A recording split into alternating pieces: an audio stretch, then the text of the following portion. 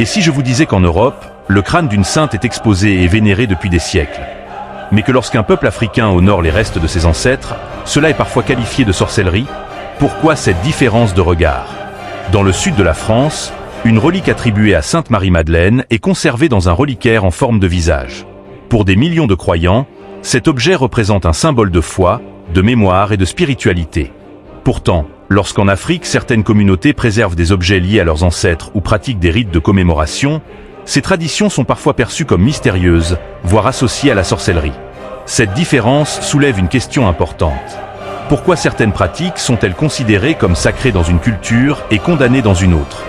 À travers l'histoire, de nombreuses civilisations ont honoré leurs ancêtres, conservé des reliques ou utilisé des symboles spirituels pour maintenir un lien avec leur passé.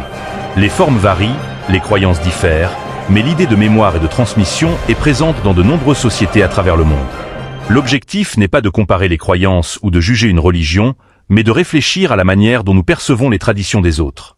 Et vous, pensez-vous que les mêmes pratiques sont jugées différemment selon les cultures? Donnez votre avis dans les commentaires.